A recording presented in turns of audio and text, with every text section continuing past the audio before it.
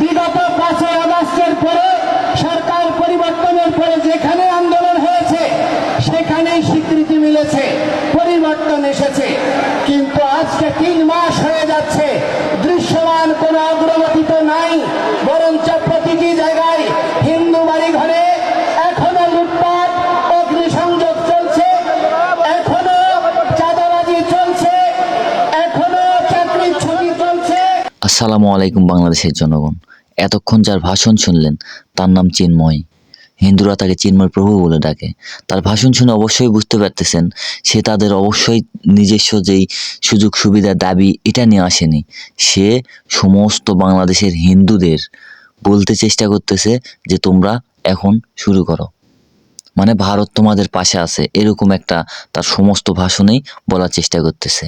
আর বাংলাদেশে এখন উত্তাল, এই সুযোগেই তারা চাইতেছে যে বাংলাদেশটাকে ভারত দখল করে নিক। আর এই ভাষণের প্রতিবাদেই বাংলাদেশের মানুষজন মানে কথা বলতেছে। তাহলে চলেন শুনে আসি সেই কথাগুলো। জাতির জনক বঙ্গবন্ধু শেখ মুজিবুর রহমান যেই বাংলাদেশ গড়েছেন, সেই বাংলাদেশের হাল ধরেছেন জননেত্রী মাননীয় শেখ হাসিনা। ইসকন যে আন্দোলন করছে বাংলাদেশ সরকারের বিরুদ্ধে নয়, ইসকন যে আন্দোলন করছে শেখ হাসিনার সরকারকে। বাংলাদেশের সমস্ত হিন্দু ভাইদের দৃষ্টি আকর্ষণ করতেছি। এই ভাষণে আপনারা কি শুনলেন আর কি বুঝলেন অবশ্যই কমেন্টে জানায় যায়। আসলে সে কি বোঝাইতে চাইছে? সে তো অবশ্যই হাসিনার পক্ষ নিয়ে কথা বলতেছে। আর হাসিনা কার লোক? অবশ্যই ভারতের লোক, আর সেও একজন ভারতের দোসর। তাইলে কি তার কথা শুনে যে আপনারা এত আন্দোলন, এত বিক্ষোভ করতেছেন, আসলে এটা কার চক্রান্ত? এটা কি আপনারা বুঝতেছেন? এটা হচ্ছে ভারতের চক্রান্ত। আর এই আন্দোলন কারা করতেছে? এমন লোক আন্দোলন করতেছে যারা শুনে আসছে যে আন্দোলন করতে হবে, বাস শেষ। কি ভাই, আপনাদের কি বিবেক নাই? আপনাদের কি বুদ্ধি নাই? আমরা মুসলমান, আমাদের একটু কিছু হলেই আপনারা পিছনে গুতাতে শুরু করেন। হ্যাঁ, তাহলে চলেন এটা প্রমাণ দিয়ে আসি যে এরা যে আন্দোলন করতে আসছে, এই আন্দোলনে আসলে এরা কি জানে, আন্দোলন সম্পর্কে কি জানে, আর তাদের কি দেবতার উপরে সম্মান দেখিয়ে আন্দোলন করতে আসছে, নাকি 8 দফা যে দাবিটার কথা বলতেছে এই দাবি জেনে আন্দোলন করতে আসছে, নাকি চিন্ময়কে মুক্ত করার জন্য আন্দোলন করতে আসছে, নাকি ভারতের দালালি করার জন্য আন্দোলন করতে আসছে? তাহলে চলেন দেখে আসি সেই ভিডিওগুলো। আমার নাম সুভাষ চন্দ্র রায়, আমি ঠাকুরগাঁও থেকে এসেছি। আমাদের 8 দফা দাবি উপলক্ষে আজকে এই মহা সমাবেশ। আপনার দাবিগুলো কি ছিল? দাবিগুলো ওই জন্য তো বললাম না। তাহলে এখানে কেন এসেছেন সেটাই বলেন। এই মহা সমাবেশে আমরা সবাই এসেছি এই 8 দফা দাবি উপলক্ষে। এই 8 দফা দাবি আমাদের না মানা পর্যন্ত আমরা এই আন্দোলন সনাতনীরা চালিয়ে যাব। আলোচ্য বিষয় হচ্ছে 8 দফা দাবি। কি কি দাবি? আমি বলতে পারবো না। দাবি আদায়ের জন্য আমরা আজকে কি দাবি জানা আছে? মনে রেখে দাবিগুলো কি কি একটু বলেন তো। 8টা দাবি না, কি কি একটু বলেন তো, ধরুন স্পেসিফিক বলেন। 2-1টা বলতে পারবেন না? 8 দফাটা হইলো আমাদের তো জেসি ভুলে আর কি আপনাকে যে আমাদের নিরাপত্তা, মৌলিক অধিকার, তারপর হলো আপনার বাস্তবিকটা যে মানে আপনারা করতেছেন এটার জন্য। দাদু ভাই, আপনারা কি এখন মৌলিক অধিকার থেকে বঞ্চিত আছেন? হ্যাঁ, বঞ্চিত। কিভাবে বঞ্চিত আছেন যদি একটু ব্যাখ্যা বঞ্চিত করেন? আপনারা তো নিজেরাই জানেন যে আমাদের যে মন্দিরগুলো ভাঙা হয়েছে, প্রতিষ্ঠা করা হয়েছে, মানে মন্দিরে যেই জিনিসগুলো আপনার পূজা পাঠ করতে যাব এই টাইমে আপনার মূর্তিগুলো ভেঙে দেওয়া হয়েছে। বাড়িতে যায় লুটতরাজ হয়েছে বিভিন্ন জায়গায়। আমার অঙ্কুরে না, আমার এতটুকু জানি না, কিন্তু চিটাঙ্গের ওইদিকে বা বরিশাল। বারে আমার হিন্দু ভাইরা, আমি কি আপনাদের বোকাচোদা বলতে পারি? আসলে এতক্ষণের যেই ভিডিওটা দেখলেন, এই ভিডিওতে কি বুঝলেন? তারা জানেই না যে 8 দফা দাবি আসলে কি কি।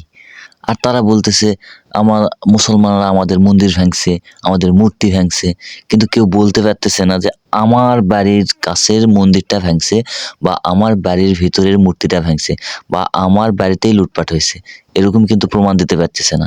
তারা গুজবে কান দিয়ে এসে গেছে মুসলমানদের পিছনে লাগতে, আবার বাংলাদেশের মানে ভারতের পক্ষ নিয়ে কথা বলতেছে।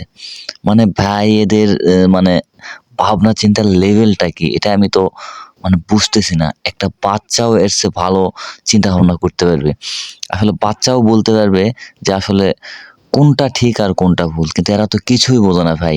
এরা শুধু দেখছে যে মুসলমান আছে এর বিপক্ষে, তাইলে আমরা যাই। আর আপনারা যারা বলতেছেন যে আমাদের নিরাপত্তা, আরে ভাই নিরাপত্তা তো আপনাদেরকে আমাদের মুসলমানেরাই দিছে। আপনাদের পূজা মণ্ডপের বাইরে আমাদের মুসলমানের, আমাদের মাদ্রাসার ছাত্ররা গিয়ে আপনাদের পাহারা দিছে, যাতে করে কোনো গন্ডগোল ফেজাত না হয়। তো আপনারা কিসের জন্য আন্দোলনটা করতেছেন একটু বলেন, আমরা শুনতে চাই। চট্টগ্রামে আদালত প্রাঙ্গণে চিন্ময় অনুসারীদের তাণ্ডব, আইনজীবী সাইফুলকে কুপিয়ে হত্যা। চট্টগ্রামে আইনজীবী সাইফুল ইসলাম আলিফ হত্যাকাণ্ডে সরাসরি জড়িত 7 জনকে গ্রেফতার করেছে পুলিশ। কেন ভাই তোরা সাইফুল ভাইকে হত্যা করলি কেন? সে মুসলমান ছিল, এটাই তার দোষ, এটাই তো মানে বুঝতেছি আমরা, সেটাই তার দোষ ছিল। তোরা আসলে কিসের জন্য আন্দোলন করতেছিস? যে তোদের জানের নিরাপত্তা, তোদের মানে শান্তিপূর্ণভাবে আন্দোলন করতেছিস তোরা, তাই না? তাহলে এই হত্যাকাণ্ডটা হলো কেন বল? এই হত্যাকাণ্ডের পিছনে হাত কাদের ছিল? মুসলমানরা তাকে হত্যা করছে?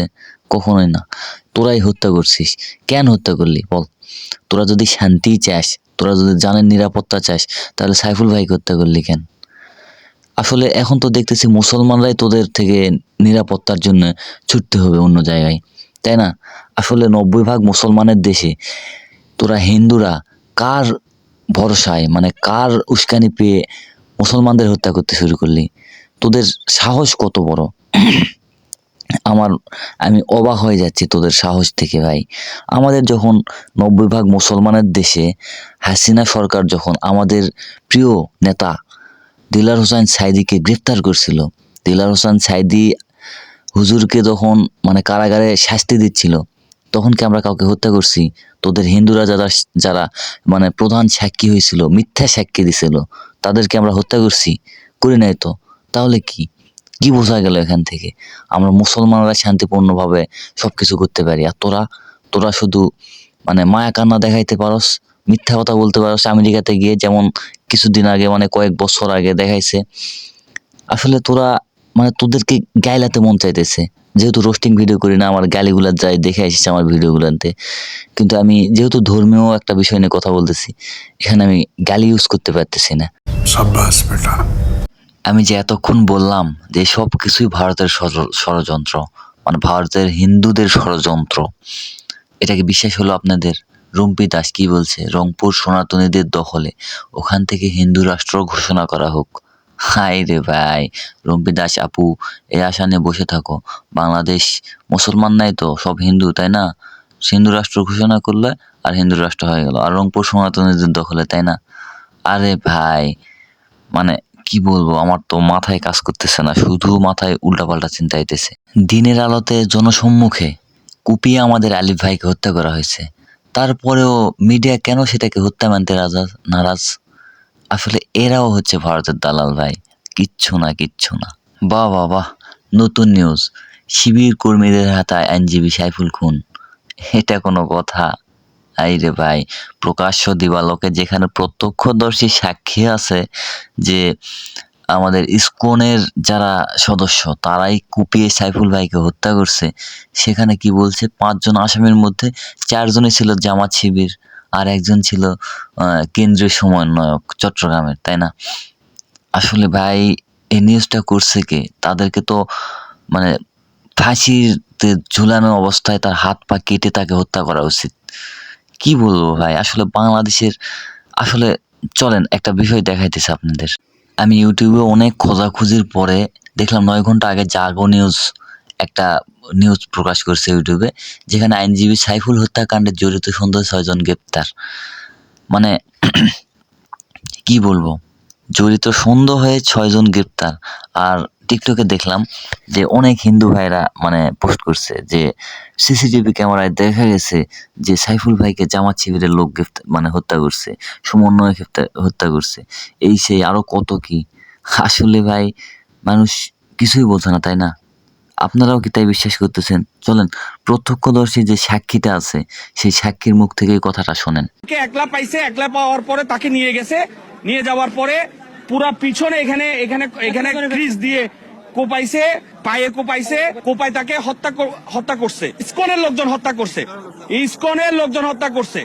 আমরা এটার বিচার চাচ্ছি, শুধু বিচার না, আজকে রাত্রের মধ্যে ইসকনের যত নেতা কর্মী আছে সব অ্যারেস্ট হইতে হবে।